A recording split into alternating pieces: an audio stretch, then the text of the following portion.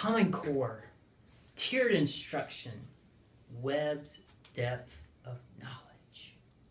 Oh, it's you. Didn't even notice. What are you doing? I'm practicing being a good teacher. Nouns! Verbs. Metaphors. And guess what? I'm going to the teacher's lounge in a minute. Aren't you jealous? You can't go because you're a student. And, well, you're doing that thing. By the way, what are you doing? Oh, just taking the most awesome test ever. A test? Sounds like work.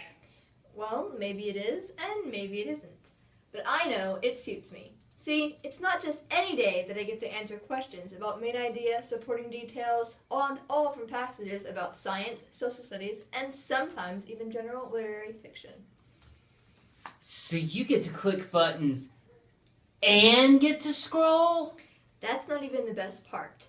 There are these questions where I'm asked to compare passages or to synthesize the information from two passages into general statements. For that, I get to type in a box. You mean the answer isn't provided? You get to type anything you want? Yes, and 5 months later, you get a report with bars and graphs and labels that tell you how ready you are for grade level standards. Say, let me test a while, would you? No.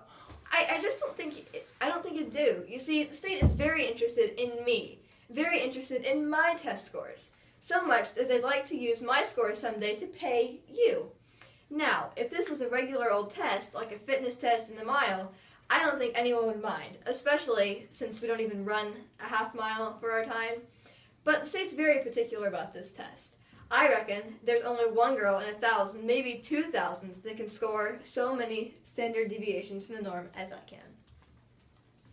No. Is that so? Come on. Let me try. Only just a little bit. I'd let you try. If you were me. I'd like to, in the name of our good Creek Indians that have set up casino gambling in our state, but the state, well, second graders wanted to take it, and they wouldn't let them. High schoolers wanted to take it, and they wouldn't. Now, don't you see, I'm fixed tighter to this than Katniss and Peeta. If you were to take the test and something were to happen... Oh, shucks. I'd be careful. You don't have any personal technology on you, do you? Well, duh. Everyone carries personal technology on them. I'll take that.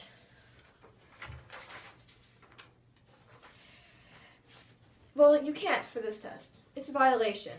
You'd be sent to prison, and not the fun golf resort prisons, but the ones the state of Alabama funds. Wow, thanks. So now am I ready to test? You're never ready!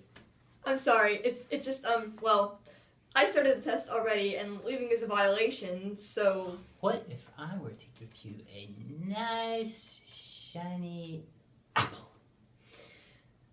Thanks to new federal food guidelines, I get a properly balanced, nutritious lunch every day. So no.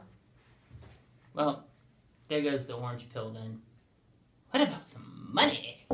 Didn't the state pass some ethics laws? You're right. But as long as it's under $25, we're cool. The student gave up Aspire with reluctance in her face, but alacrity in her heart. The student sat in the media center, and before the day was out, her Aspire test had been taken by 3 different teachers, and she had scored dozens of free gifts from her very, very wealthy teachers. She had discovered an important truth that day, namely, that in order to make a teacher do something, it's important to appear helpless. And she didn't learn that truth that day. She was just smart and knew that one intuitively. No. The truth she learned that day was that teachers still think everything is better when it's on the computer.